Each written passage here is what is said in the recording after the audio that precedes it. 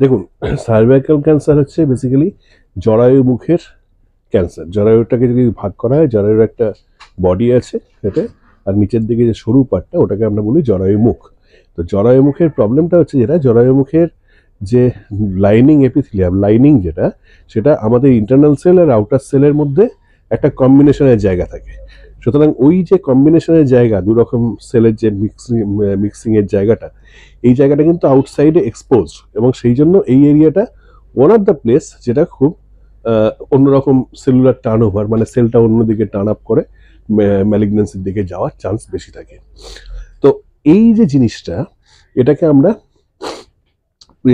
Normal কোর্সে যে cervical cancer যেটা আমরা বলি জরায়ু মুখের ক্যান্সার, এটা আমাদের দেশে কিন্তু মানে ক্যান্সার বার্ডেনটা কিন্তু যথেষ্টই বেশি। মানে মেয়েদের ক্যান্সারের ক্ষেত্রে ব্রেস্ট ক্যান্সার সব থেকে বেশি হয়, তারপরেই কিন্তু সার্ভাইকাল ক্যান্সার। কিন্তু সার্ভাইকাল ক্যান্সারের আমাদের দেশের কারণ এবং বিদেশের কারণ সবকিছু একই নয়, বিভিন্ন রকমের কারণের জন্য এগুলো হতে থাকে। এই ক্যান্সারটা ইউজুয়ালি যখন মোটামুটিভাবে দেখা যায় 40 to 60 ইয়ার্স এজ গ্রুপের মধ্যে, লেট 30s-এ অনেক সময় প্রেজেন্ট করে। আমাদের দেশে বেশিরভাগ ক্ষেত্রে এটা লো সোশিও ইকোনমিক কন্ডিশন থেকেই বেশিরভাগ ক্ষেত্রে হয়। বিদেশের ক্ষেত্রে সেটা থাকে না, সেখানে একটা প্রমিসকুইটি ইজ দ্য মেন রিজন। তো এখানে একটা ইনফেকশন আছে, আমরা বলি প্যাপিলোমা ভাইরাস, এইচপিভি ইনফেকশন, সেটা একটা ওয়ান অফ দ্য রিজন। কিন্তু আমাদের দেশে লো সোশিও কন্ডিশন, যেটাকে সাথে অ্যাসোসিয়েটেড যে রেগুলার কোর্সের ইনফেকশন এবং তার সাথে পুয়ার নিউট্রিশন, এগুলো কিন্তু সবকটা কন্ট্রিবিউটরি থাকে।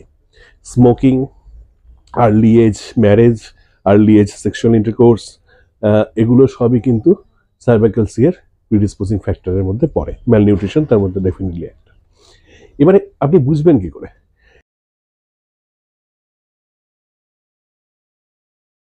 এই একটু কম বয়সে সার্ভাইকাল ক্যান্সারের জিনিসপত্র, সার্ভাইকাল ক্যান্সার ব্যাপারটা না কিন্তু ধুম করে একদিনে হয় না, এটা একটা বিশাল টাইম টেকিং কোর্স। আমরা তার জন্য একটা স্ক্রিনিং প্রসিজিওর হয়, আমরা যেটাকে বলি হচ্ছে স্মিয়ার টেস্ট, যেটা প্যাপ স্মিয়ার আমরা কমনলি বলি। তার ভেতর থেকে যদি অসুস্থ সেল পাওয়া যায়, সেগুলোকে আমরা সিআইএন 1, 2, 3 বলি। মানে এগুলো ইন্টারভিথেলিয়াল নিওপ্লেসিয়া, বাট এরা কিন্তু ক্যান্সার না। এগুলো জাস্ট লোকাল ট্রিটমেন্ট করলেই বা ফলো আপে রাখলেই ঠিক হয়ে যায়। বাট এগের থেকে 2 বা 3 থেকে ফ্র্যাঙ্ক ক্যান্সার হতে অনেক সময় 20 থেকে 25 বছর লাগে। সুতরাং বুঝতে পারছেন যে কোর্সটা বিশাল লম্বা। তো এই যে লম্বা কোর্স, তার মধ্যে কি কোথায় ইম্পর্টেন্সটা দাঁড়াচ্ছে? ইম্পর্টেন্স দাঁড়াচ্ছে আর্লি ডিটেকশনের ক্ষেত্রে।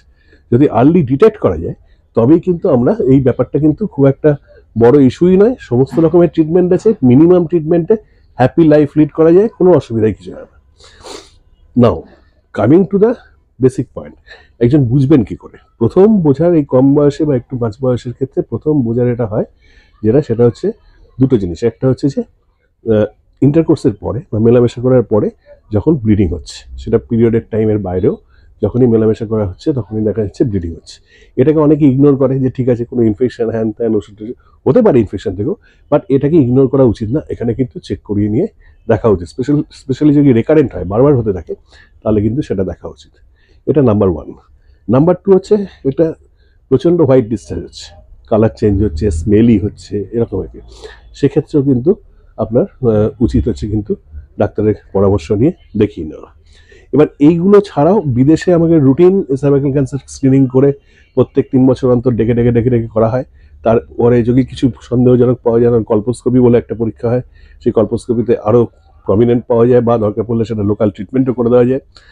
তাহলে এই জিনিসগুলো এখানেও এখন অ্যাভেলেবেল, কিন্তু আমাকে যেহেতু এটা মাস প্রোটোকল হিসেবে এটা করা হয় না, সেজন্য লোককে অ্যাওয়ার হতে হবে কিভাবে এই সাহায্যগুলোকে নেওয়া যেতে পারে, কখন সাহায্য নিতে হবে, এবং টাইম টু টাইম না হলেও যেখানে যেখানে দরকার আছে বা এই ধরনের সিচুয়েশন যাকে হচ্ছে বা একটু মনে হচ্ছে, তাদের কিন্তু অবশ্যই স্মিয়ার করে নেওয়া উচিত। স্মিয়ারেরও দুটো ভাগ আছে, আমরা নর্মাল যে প্যাপ স্মিয়ার হয় অথবা লিকুইড বেস সাইটোলজি, সামটাইমস আরেকটু বেশি সেন্সিটিভ, আরও বেশি ইনফরমেশন পাওয়া যায়। তো এইগুলো কিন্তু লোককে মাথায় রাখতে হবে। তারপরে সেটা মেডিকেল, মানে লোকে প্রথম কথা হচ্ছে মেডিকেল হেল্পটা নেওয়া, কত তাড়াতাড়ি হেল্পটা নেওয়া যায়। স্ক্রিনিং প্রোগ্রাম আমাদের এখানে গভর্নমেন্ট স্ট্র্যাটেজিকে স্ক্রিনিং প্রোগ্রাম চালু নেই, কিন্তু স্ক্রিনিং প্রোগ্রাম যারা যারা হাই রিস্ক পেশেন্ট, যারা যারা একটু আর্লি এজে বাচ্চা হচ্ছে, আর্লি এজে ম্যারেজ হচ্ছে, তাদের ক্ষেত্রে কিন্তু একটু একটা সার্টেন টাইম পরে 3 বছর না হলেও 5 বছর অন্তর স্মিয়ার করা উচিত। সেটারও একটা টাইম আছে, মানে মোটামুটি 55-60 অব্দি করলেই হবে।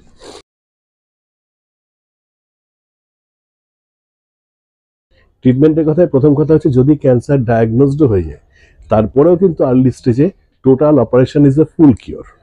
টোটাল অপারেশন আমরা একটা স্টেজ অবধি করতে পারি, আর্লি ক্যান্সারের স্টেজ, আর একটু মডারেটলি অ্যাডভান্স ক্যান্সার স্টেজে আমাদের একটা র্যাডিক্যাল হিস্টেক্টমি ওভারডাইমস অপারেশন বলে একটা অপারেশন হয়, সেটা থেকে আমরা সমস্ত কিছু করে একটা ফুল কিওর দিতে পারি সার্জিক্যালি।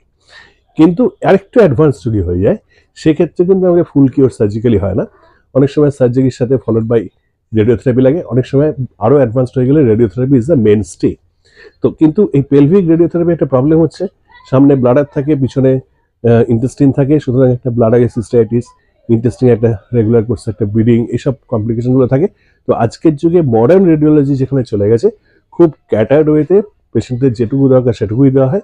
সুতরাং রেডিওথেরাপিতে ফুল কিওর অ্যাডভান্স সার্ভাইকাল ক্যান্সার কিন্তু হয়, এবং সেরকম লোকজনও কিন্তু আমাদের বাজারে ঘুরে বেড়াচ্ছে। সুতরাং মেইন জিনিস হচ্ছে কোন স্টেজে ডায়াগনোজ হচ্ছে। আর্লি স্টেজে ডায়াগনোসিস হলে সার্ভাইকাল ক্যান্সার নিয়ে অত চিন্তাভাবনা করার দরকারই নেই। আমরা এত বেশি গুরুত্ব দিচ্ছি, বা বর্তমানে সরকার আরও বেশি গুরুত্ব দিচ্ছে এই কারণে যে যাকে আর্লি ডিটেকশন হয়, আর্লি ডিটেকশন হলে এই পরবর্তীকালে এই বড় সার্জারি বা রেডিওথেরাপি এই প্রবলেমগুলো হয় না। ইভেন যদি মডারেট বা লেট স্টেজে প্রেজেন্টেশন হয়, ইমিডিয়েট সার্জিক্যাল হেল্প নিলে, তাদের কথা শুনে চললে, তাহলেও কিন্তু ফুল কিওর আছে। কিন্তু যদি পুরোপুরি নেগলেক্ট করা হয় তখন কিন্তু এটা একটা one of the dangerous variety, কিন্তু এখান থেকে ছড়িয়ে যায় লোকালি, এবং ছড়িয়ে গিয়ে তারপরে ব্রেন, স্পাইন, লাংস সব কিছুকে অ্যাফেক্ট করতে পারে।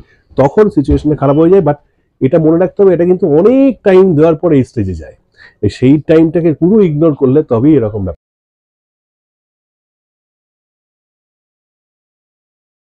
সার্ভাইকাল ক্যান্সার ভ্যাকসিন কিন্তু একটা বড় জিনিস, it's protection, it is not full protection. যে কোনো ভ্যাকসিনই ফুল প্রোটেকশন নয়, এটাও নয়। তার কারণে আমি আগেই বলেছি কিছুটা ভাইরাল ইটিওলজি আছে, এই যে ভাইরাল পার্টটা, সেই পার্টের মেন পার্টটাকে কিন্তু ভ্যাকসিন কভার করে।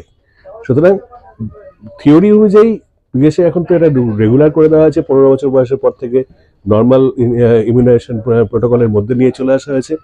12 বছর বয়সের থেকে এখন ইমিউনাইজেশন প্রোটোকলে রয়েছে, আমাদের এখানে রয়েছে। আমাকে এটা ম্যান্ডেটারি ইমিউনাইজেশন নয়, কিন্তু তাও ডাক্তারদের উচিত যারা হাই রিস্ক বা যারা প্রেজেন্ট করছে তাদেরকে এটা অফার করা, এবং পেশেন্টদেরও উচিত যে 3টে ডোজ লাগে, একটা ফার্স্ট, একটা 1 মাসে, একটা 6 মাসে, but it is going to give a huge protection regarding cervical cancer. সুতরাং এই জিনিসটাও মাথায় রাখা উচিত, এবং যেহেতু এটা গভর্নমেন্ট প্রোটোকলের বাইরে, প্রত্যেকের মধ্যে এটা অ্যাওয়ারনেস, এবং একই সাথে এই ভ্যাকসিনের কোনো সাইড এফেক্টও নেই, কিছুই নেই, কিন্তু এটা প্রত্যেকটা মেয়ের ক্ষেত্রে, প্রত্যেকটা মহিলার ক্ষেত্রে কিন্তু এটা সারা জীবনের জন্য একটা প্রোটেকশন, ফুল নয় বাট ডেফিনেটলি একটা মেজর প্রোটেকশন।